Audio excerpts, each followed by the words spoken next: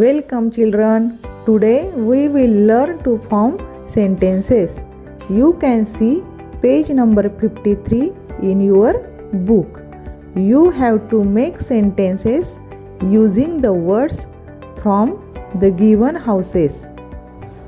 So let's start. Can you see in the left corner there is the name of the lesson, building sentences. Let's read the instruction given. Choose one word or phrase from each house and make meaningful sentence. प्रत्येक घरातील एक शब्द किंवा शब्दगट निवडा आणि अर्थपूर्ण वाक्य तयार करा. बघा, पुस्तकामध्ये या ठिकाणी 3 वेगवेगळी घरं दिसतात. या प्रत्येक घरातील एक शब्द किंवा शब्दगट घेऊन आपल्याला मीनिंगफुल सेंटेन्सेस म्हणजेच अर्थपूर्ण वाक्य तयार करायची आहेत. ती कशी तयार करायची, चला आता आपण पाहूया. या पहिल्या हाऊसमधला आपण एक शब्द घेऊया. पहिला शब्द आहे द लायन. दुसऱ्या घरातला एक घेऊया. दुसऱ्या घरामध्ये आहे स्लेप्ट. आणि तिसऱ्या घरातला एक घेऊया, under the tree. The lion slept under the tree. हे अर्थपूर्ण वाक्य आपल्याला मिळालं किंवा इथे तयार झालं. आता दुसरं वाक्य आपण बघूया. पहिल्या घरातील आपण द माऊस हा शब्द घेऊया. दुसऱ्या घरातील रॅन आणि तिसऱ्या घरातील ऑन द वॉल. म्हणजेच इथं the Mouse ran on the wall असे अर्थपूर्ण वाक्य तयार झालेले आहे. आता त्या खालील वाक्य बघा. त्या खालचा आपण शब्द घेऊया अ कॅट आणि दुसऱ्या घरातील जंप.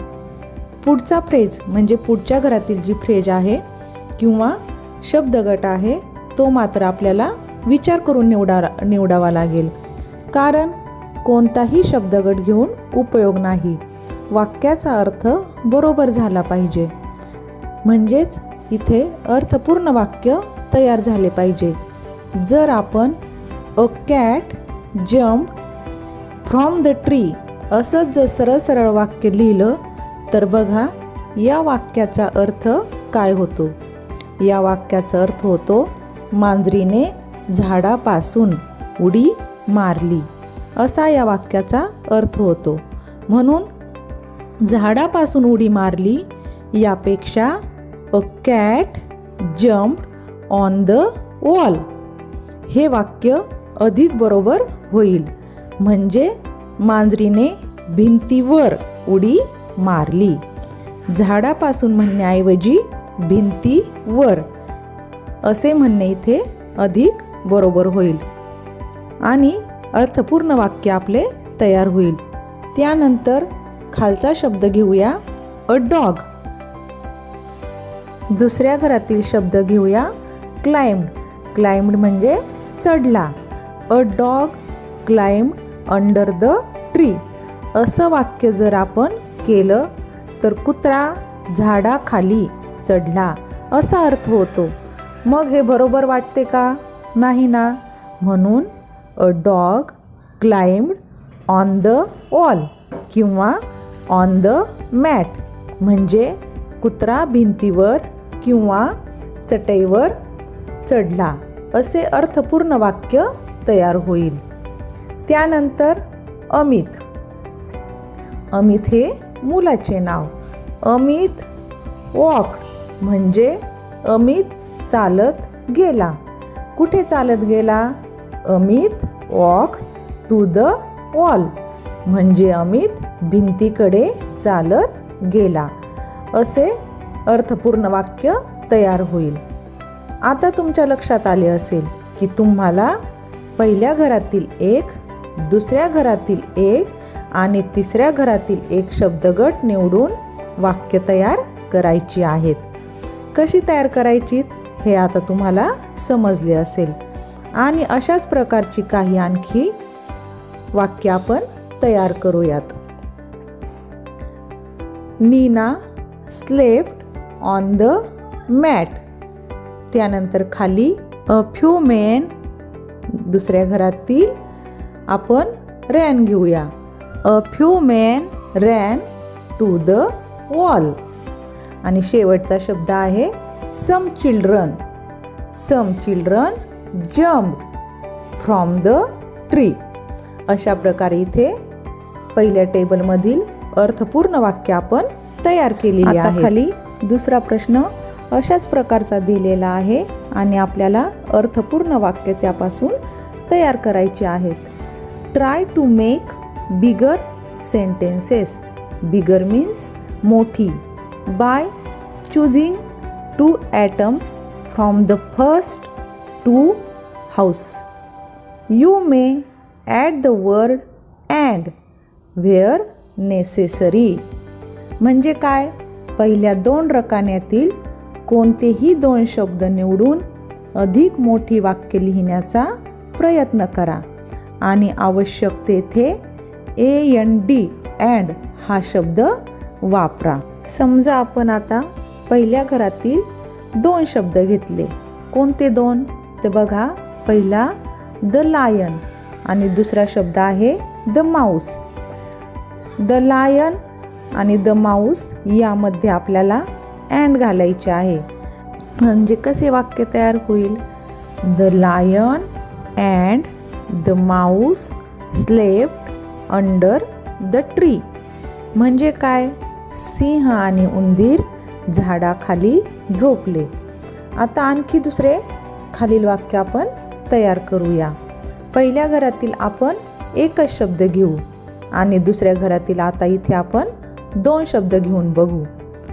पहिल्या घरातला शब्द आहे अ कॅट आणि दुसऱ्या घरातील शब्द आपण घेऊ जम्प्ड आणि ran. Jumped and ran to the wall. म्हणजे पूर्ण वाक्य बघा कसे तयार होते. A cat jumped and ran to the wall. मांजरीने उडी मारली आणि पळाली भिंतीकडे.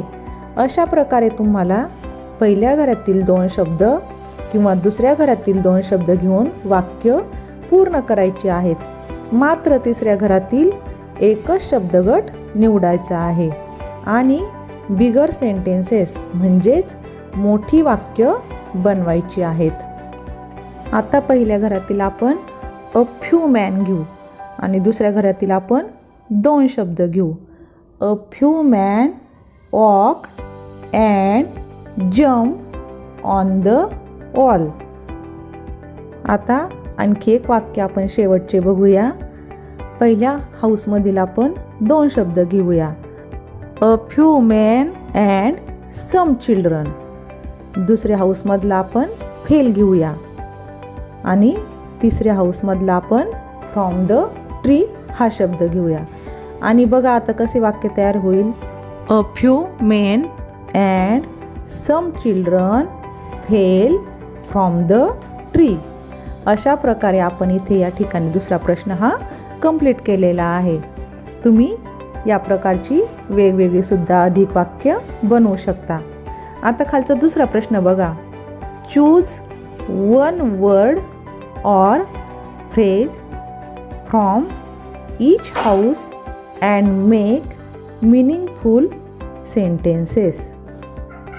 म्हणजे प्रत्येक रकान्यातील एक शब्द किंवा शब्दसमूह निवडा आणि अर्थपूर्ण वाक्य तयार करा.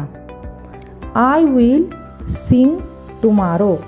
मी उद्या गाणे गाईल. We will study today.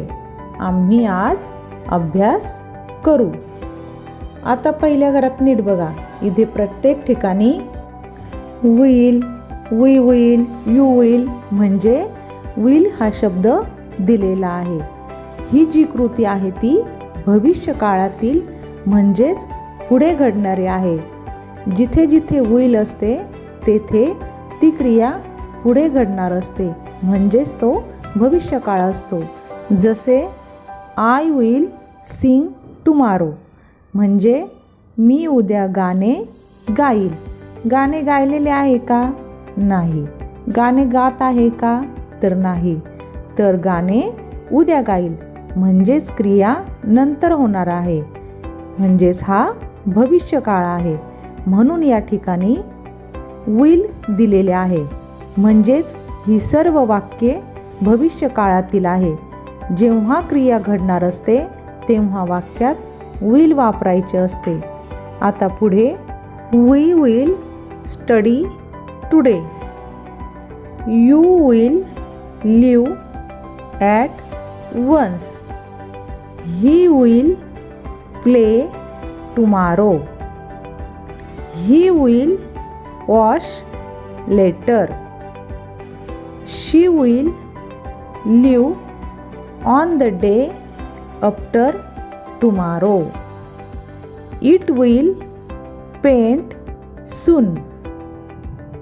They will make it today after tomorrow. अशा प्रकारे इथे अर्थपूर्ण वाक्य तयार झालेली आहेत. आता त्या खालील प्रश्न बघूया.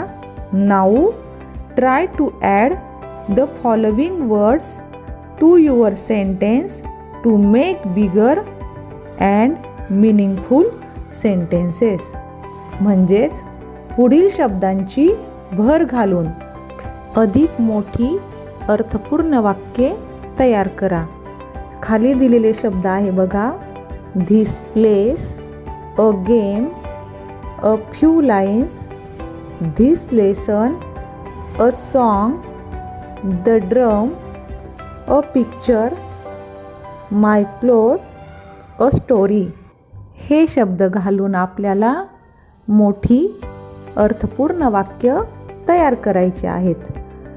आपण आता पहिलं वाक्य बघूया. I will sing tomorrow. म्हणजे मी उद्या गाणे म्हणेल. यामध्ये आपण खालील एक शब्द ॲड करून बघा. I will sing a song tomorrow असे वाक्य तयार केलेले आहे. दुसरं वाक्य बघा. We will study today. म्हणजे आम्ही आज अभ्यास करू. यामध्ये खालील शब्द ॲड करून बघा कसे वाक्य होते. We will study this lesson today. म्हणजे आम्ही आज या पाठाचा अभ्यास करू.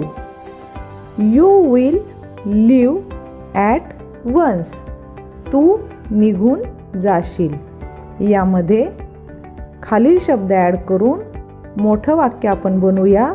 You will live this place at once. म्हणजे तू या जागेतून निघून जाशील. He will play tomorrow. तो उद्या खेळेल. यामध्ये आपण खालील द ड्रम हा शब्द ॲड करूया. कसे वाक्य तयार होईल.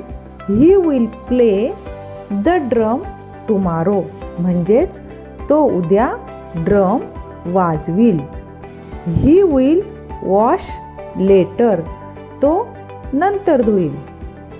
काय धुईल त्यासाठी आपण खालील एक शब्द वापरूया. He will wash my cloth later. तो नंतर माझे कपडे धुईल. She will write a few lines today.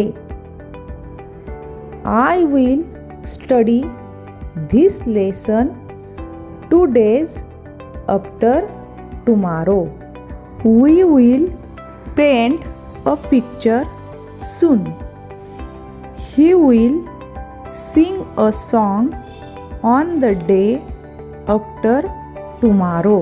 We will play a game on the day after tomorrow. यासारखी शब्दांची भर घालून आपण अधिक मोठी आणि अर्थपूर्ण वाक्य इथे तयार केलेली आहेत.